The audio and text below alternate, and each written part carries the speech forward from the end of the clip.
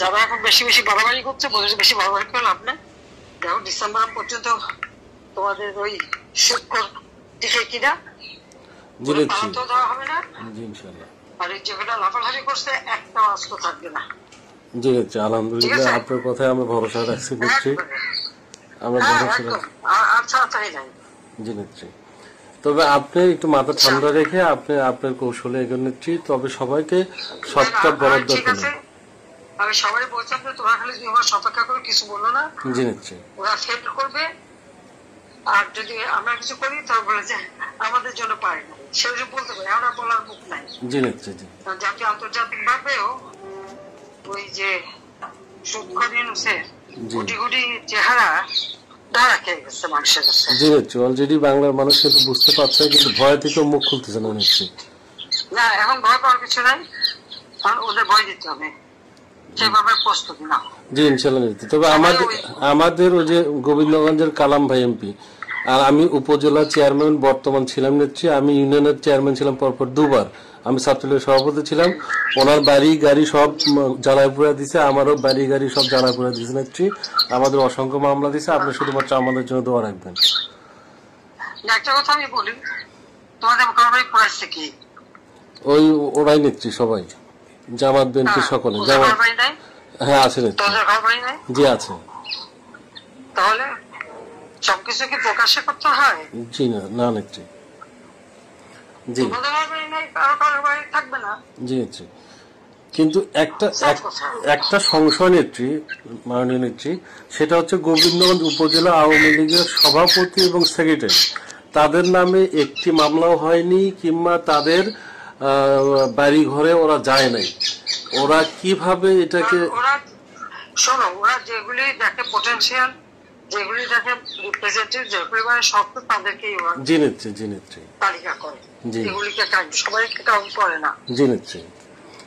সেই জন্য বললাম যে যাদের বাড়ি ঘর পড়েছে তাদের হিসাব নেওয়া হচ্ছে কারা পড়াতে আসছিল, আর আমার বাড়ি যদি পড়ে তোদেরও পড়বে। জি নিচ্ছি। তো আলহামদুলিল্লাহ নিচ্ছি, আপনার সাথে কথা বলে বুকটা ভরে গেল নিচ্ছি। আপনি ভালো থাকবেন। আর আপনি জি, আমার তো গোবিন্দগঞ্জ কেন, আমার তো সারা বাংলাদেশে 227টা মার্ডার কেস। জি নিচ্ছি। আমি বলছি সবাই তালিকা করো, তোমরাও তালিকা করো, কারণ অন্তত 227 জনকে মারার লাইসেন্স পেয়ে গেছি। জি নিচ্ছি। এক মামলার যে শাস্তি, আরে 200 মামলা সেই শাস্তি, তাই না? জি নিচ্ছি। তো ঠিক আছে, সেই শাস্তি নেবো, কিন্তু তার আগে ওই 200 হিসাব করে নেবো। জি নিচ্ছি। মাথায় থাকে ইনশাআল্লাহ। ইনশাআল্লাহ আর এবার ইনশাআল্লাহ আসতে পারলে এবার ডেভেলপমেন্ট হয়।